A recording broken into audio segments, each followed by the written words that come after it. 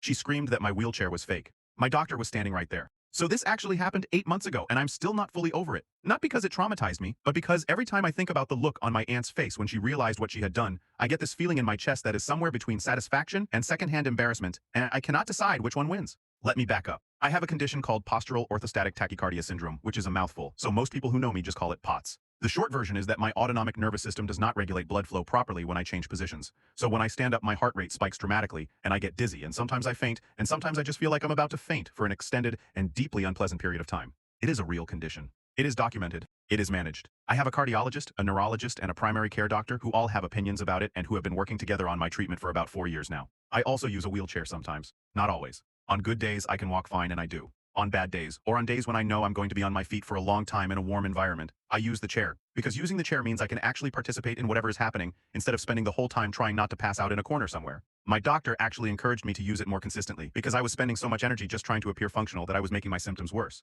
Classic sick person problem. You push through and push through because you do not want to be seen as sick, and then you are sicker than you would have been if you had just used the tools available to you. So I use the chair. It is a lightweight manual one. I can push myself most of the time. It is just a thing I have now, the same way some people have glasses, or insulin pumps, or any other thing that bridges the gap between your body and the life you want to be living. Most people in my life have been great about it. My friends are used to it. My workplace accommodated me without drama.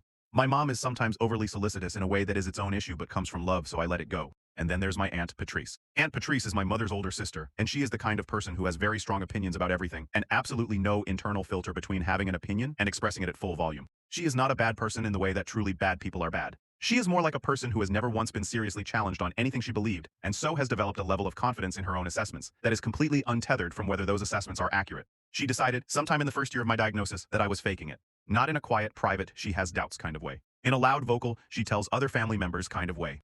I found out through my cousin Bree, who is Patrice's daughter and one of my closest friends, and who has the decency to be mortified by her mother on a semi-regular basis. Bree told me that Patrice had been saying at family gatherings that I had seen too many things online and convinced myself I was sick, that I was always dramatic, that the wheelchair was for attention, and that if someone took it away, I would stand right up and walk just fine. I tried to address it directly once. I called Patrice and I explained the condition, and I told her it was real, and I told her it hurt to hear that she was saying these things. She said she was just being honest, and that sometimes honesty was hard to hear, and that she only wanted what was best for me, which included not letting me limit myself unnecessarily. After that, I just avoided her. For about 2 years, I managed this pretty successfully. Big family events I would show up to, be polite, stay near my mom or Bree, and keep physical and conversational distance from Patrice. It worked fine. The wheelchair became less remarkable to most of the family over time, and Patrice's opinions became background noise that I had learned to tune out. And then my cousin Marcus, Bree's brother, got married. Click the link to hear the full story.